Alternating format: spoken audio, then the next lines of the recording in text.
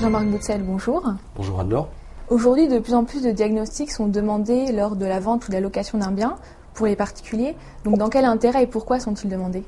Pourquoi et dans quel intérêt ? Le Code civil prévoit que tout vendeur de biens est tenu envers son acquéreur à une garantie contre les vices cachés. Cette garantie, si la chose vendue est impropre à l'usage auquel elle était destinée, cette garantie va permettre à l'acquéreur d'obtenir la restitution du prix ou éventuellement des indemnisations. Grâce au diagnostic immobilier, et donc quelques centaines d'euros, le vendeur va pouvoir s'exonérer de cette garantie contre les vices cachés, et c'est donc un moyen pour lui déjà de réaliser sa vente en toute sécurité. Le deuxième point, c'est que ces diagnostics immobiliers vont permettre de dresser un état des lieux qui donnera un avis objectif sur la qualité du bien vendu. Au travers de 7 à 8 diagnostics, le vendeur va pouvoir informer son acquéreur des éventuels risques encourus par les occupants du bien. Notamment donc des risques financiers avec la loi Carrez qui va permettre d'attester la surface vendue, mais aussi des risques sanitaires, puisqu'on sait qu'avec les expositions à l'amiante ou au plomb, des pathologies graves peuvent en découler. D'autres risques, comme des installations électriques ou des installations de gaz défectueuses, peuvent là aussi entraîner des incendies, des électrocutions, des intoxications. On a également des diagnostics xylophages. Donc les xylophages sont ces petites bébêtes qui vont grignoter le bois et éventuellement nuire à la solidité des structures. Et on a aussi des diagnostics environnementaux avec le diagnostic de performance énergétique qui lui va permettre d'une part au vendeur de valoriser son bien et également à l'acquéreur d'avoir une idée assez précise des dépenses énergétiques qu'il pourrait avoir dans le futur et aussi lui donner des conseils sur des investissements qui pourraient tendre à améliorer la performance énergétique du bien qui est en train d'acquérir. Aujourd'hui, certaines personnes se plaignent des diagnostiqueurs, soit ils leur demandent de faire trop de diagnostics, soit ceux-ci sont mal faits. Qu'en pensez-vous ? Le diagnostic immobilier est un métier relativement jeune. Il y a une dizaine d'années depuis la mise en place de la loi Carrez ou du constat amiante. Et on a vu un accroissement au fil des années du nombre de diagnostics à réaliser.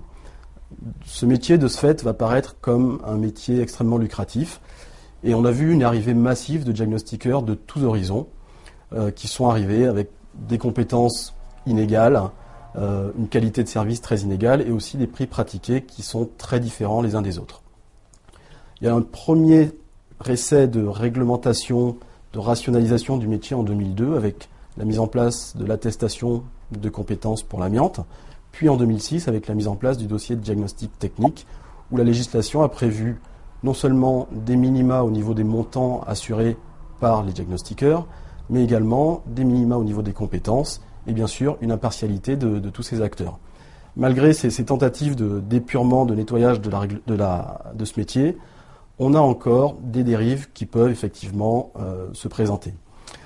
Il y a un intérêt à travailler avec des réseaux, des plateformes ou des diagnostiqueurs qui sont affiliés à une fédération ou autre, parce que ces organismes vont permettre d'apporter une assistance technique, une veille réglementaire, mais également une transmission de savoir, ainsi qu'une transmission de manière de bien travailler dans ce métier. Donc même si ce n'est pas obligatoire d'être adhérent à une fédération, de faire partie d'un réseau, je pense qu'il y a là de vrais atouts qui vont permettre aux diagnostiqueurs de réaliser leur diagnostic dans les meilleures conditions, avec une qualité optimale, en respectant des prix raisonnables. Quels sont selon vous les pièges à éviter ?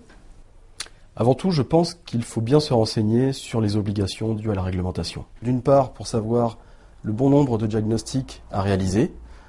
Ensuite, également, il faut savoir que les diagnostics ont une durée de validité dans le temps qui varie de 6, 3 ans, 10 ans. Donc, bien se renseigner aussi sur la durée de validité des documents et ne pas avoir à refaire des rapports qui seraient déjà existants parce que c'est un bien qui est revendu, par exemple. Et puis également, s'intéresser à la compétence des diagnostiqueurs. Pour chacun des diagnostics, les diagnostiqueurs doivent détenir des attestations ou des certificats de compétences qui vont valider la façon dont ils travaillent. Autre chose, il faut se méfier des diagnostiqueurs qui pourraient avoir tendance à proposer des travaux à la suite de leur diagnostic.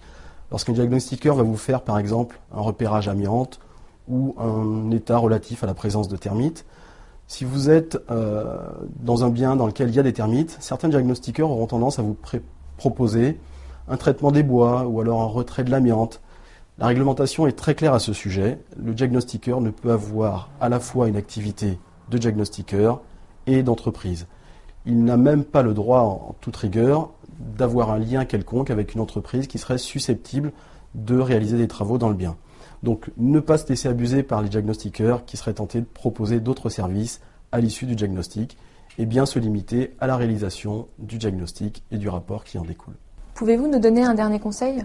Le dernier conseil que je voudrais donner aux bailleurs et aux vendeurs, c'est de ne pas attendre le dernier moment pour réaliser les diagnostics. D'une part parce que ça permet de mieux choisir ses diagnostiqueurs et de faire le tour de la question, et d'autre part parce que les conclusions des diagnostics peuvent influer sur le montant de la vente. Un bien qui aura de l'amiante, qui aura des termites, sera forcément revalorisé. Donc autant avoir tous ces éléments le plus tôt possible afin d'estimer au mieux la valeur du bien qui est vendu. En outre, on en a parlé un petit peu plus tôt, les diagnostics ont une durée de validité de 6 mois, 3 ans, 6 ans ou plus. Donc, inutile d'attendre le dernier moment, je le dis encore une fois, le délai moyen d'une vente c'est de 3 à 4 mois. Donc avec la durée de validité des diagnostics, vaut mieux s'y prendre tôt, faire les diagnostics à tête reposée, plutôt que d'arriver au dernier moment, en toute hâte, le jour de la vente, et d'avoir des déconvenus. Jean-Marc Boutzel, merci beaucoup. Merci Anne-Laure.